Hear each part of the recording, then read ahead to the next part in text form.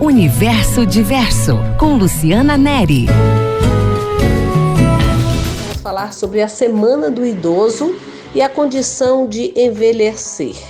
Nós vamos conversar com Maria Eduarda Silva Gomes, ela que é estudante de medicina da UESB, fundadora e atual presidente da Liga Acadêmica de Geriatria e Gerontologia da UESB-FASA e membro integrante do grupo de pesquisa sobre estudos patológicos no funcionamento da linguagem. Maria Eduarda, muito obrigada por ter aceitado o nosso convite. Vamos começar falando sobre esse ato de envelhecer e tornar-se idoso. Quando é que isso acontece? Olá, Luciana. Eu que agradeço o convite e a oportunidade de estar aqui hoje para falarmos sobre temas relacionados à geriatria e gerontologia. Ainda mais nessa semana tão especial em que celebramos a 5ª edição da Semana do Idoso. O período cronológico de idoso estabelecido pela ONU é diferente em cada país. Países como o Brasil consideram pessoas idosas aquelas acima de 60 anos. Já outros países consideram pessoas idosas acima de 65 anos. Essa definição foi estabelecida durante a primeira Assembleia Mundial sobre o Envelhecimento da População, relacionando-se à expectativa de vida ao nascer com a qualidade de vida que as nações proporcionam a seu cidadão. Então isso significa que não é só a idade que conta para alguém se tornar idoso, não é? Apesar de ser menos preciso, o critério cronológico é um dos mais utilizados para a delimitação da população, análise epidemiológica e o desenho das políticas públicas, planejamento e oferta de serviço. É importante frisar que o idoso não se restringe à cronologia, ele tem várias dimensões biológicas, psicológicas, sociais e espirituais que necessitam ser consideradas da aproximação desse conceito que eu perceba como um ser completo. Essa compreensão é essencial, principalmente por estarmos vivendo a década do envelhecimento saudável, em que temos o objetivo não apenas de adicionar anos de vida, mas também de melhorar a qualidade de vida a estes anos. Bom, e o número de idosos não para de subir. Daqui a pouco teremos mais idosos do que crianças. A sociedade está preparada para receber essa população? É preciso reconhecer que o envelhecimento da população afeta o sistema de saúde, mas também muitos outros aspectos da sociedade. Mercado de trabalho, bens de serviço, como educação, habitação, cuidados, proteção social e principalmente informação. Isso requer que a abordagem do envelhecimento seja feita de uma forma em toda a sociedade. Outro olhar extremamente importante que deve ser abordado é que a velhice é a continuação da adolescência, da juventude e da maturidade. Não é a doença, mas pode sim ser acometido por algumas patologias. E o que tem sido feito para discutir com a população, educar a população, conscientizar sobre essa importante fase da vida? Pela importância dessa visão, temos que o dia 1º de outubro é o Dia Internacional do Idoso, data que tem como objetivo sensibilizar a sociedade sobre as questões do envelhecimento, cuidados e direitos da pessoa idosa. Desde 2017, o Abrigo Nosso Lar, administrado pela União Espírita de Vitória da Conquista, ele desenvolve a Semana do Idoso, com ações de conscientização, sensibilização e educação sobre o processo do envelhecimento e como lidamos com ele no nosso cotidiano. Desde a 2ª edição, a gente tem a participação da Universidade Estadual do Sudoeste da Bahia, com a participação do PPG LIM, LAPEN e ECOA. E em 2021, a gente vai ter mais uma vez a participação da Liga Acadêmica de Geriatria e Gerontologia, UESB-FASA. Será uma semana extremamente importante e conto com a presença de todos. Como foi a pandemia para os idosos, Maria Eduarda? Pois bem, o cenário pandêmico estabelecido pela Covid-19 acaba exigindo de nós o distanciamento social associado às práticas de higiene contínua para evitar a contaminação e a disseminação do Covid. Por outro lado, esse isolamento social, apesar de importante e essencial, ele acaba promovendo o aumento da ansiedade e o sentimento de solidão, que muitas vezes ele já existia até mesmo antes da pandemia. E por fazer parte do grupo de risco, o idoso ele acaba sofrendo ainda mais o impacto dessas medidas, uma vez que tem as atividades, o contato ainda mais limitado devido às restrições sanitárias. Além do medo, né, Maria Eduarda, que é muito comum também nessa idade, um medo pertinente, inclusive. Sem contar que a gente tem um confronto ainda mais frequente com a morte, e a incapacidade de muitas vezes velar pelos entes queridos, de se despedir, torna a situação ainda mais delicada, tanto para o idoso como para toda a sociedade. E quais as consequências mais comuns observadas nos idosos durante esse período? Esse luto associado a essa rotina limitada gera uma agudização desse quadro de ansiedade, de estresse e de depressão. Nesse meio tempo, a gente tem o ambiente digital, e passa a ser o protagonista, importante para acabar diminuindo essas distâncias, evitar que essa distância se torne um isolamento completo. E ele acaba criando pontes, tanto para interação com a família e amigos através de videochamadas, como também para entretenimento e informação da sociedade. Entretanto, essa ferramenta ela pode funcionar como uma faca de dois gumes, porque ao mesmo tempo que ela promove a comunicação e informação, também pode promover a desinformação, as famosas fake news, que é um dos grandes inimigos do combate do novo coronavírus. As notícias falsas sobre vacina, falsos tratamentos de Covid e a não necessidade do uso de máscara acaba circulando todos os dias pela rede.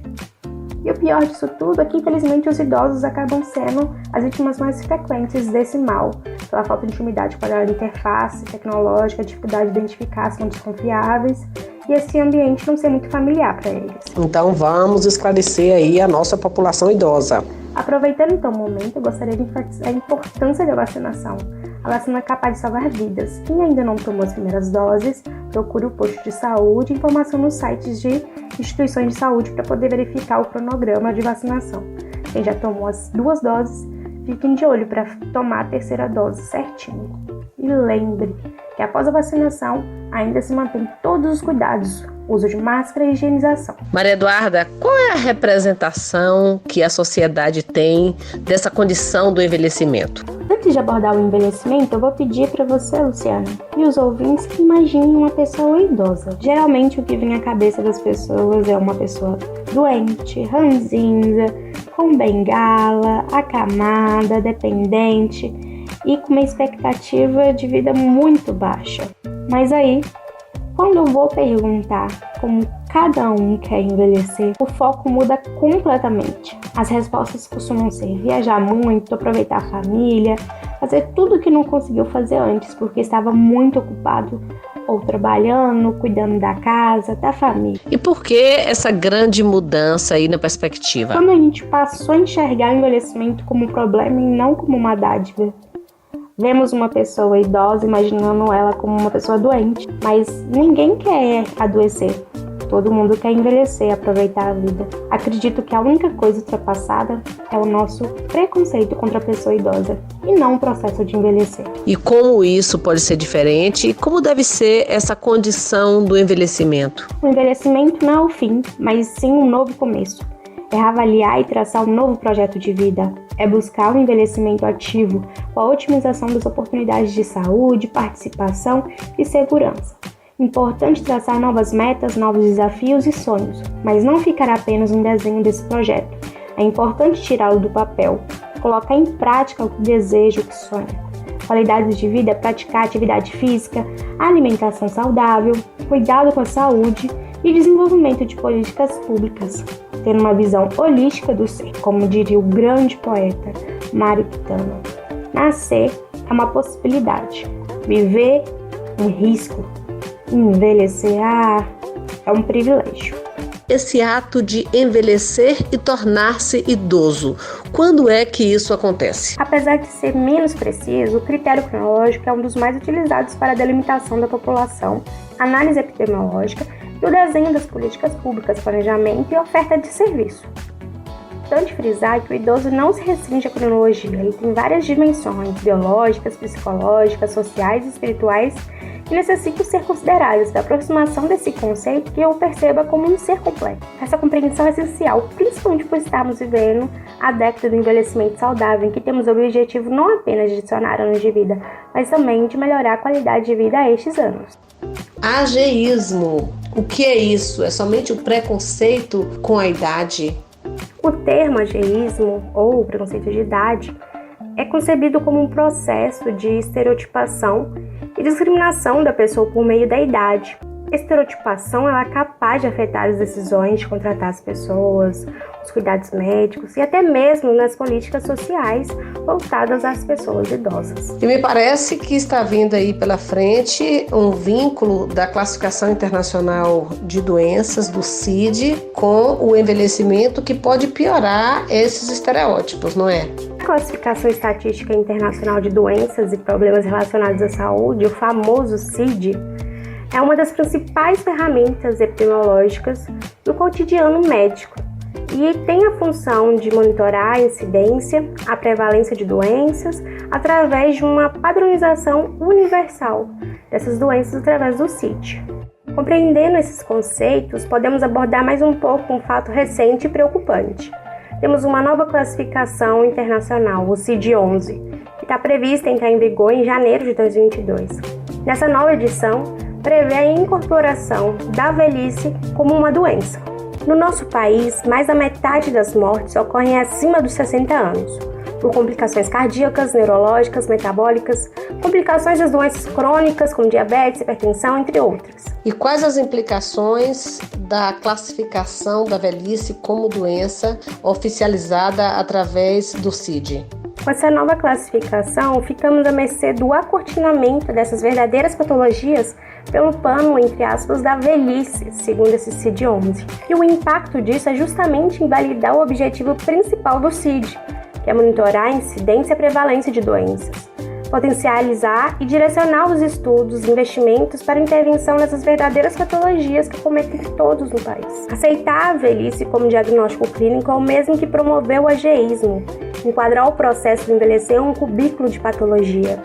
É promover o retrocesso, a marginalização do cuidado de saúde da pessoa idosa e amparar a sensação de incapacidade em razão de um processo natural da vida, o que pode desfavorecer, além disso, a saúde mental dessa população. E o que os profissionais de saúde diretamente envolvidos com a velhice têm feito para evitar que isso ocorra? Várias entidades, como a Sociedade Brasileira de Geriatria e Gerontologia, se mobilizam para que tenha a retirada do termo velhice do novo CID, porque, parafraseando Aristóteles, velhice não deve ser entendida como doença, uma vez que ela não segue o rumo contrário à da natureza.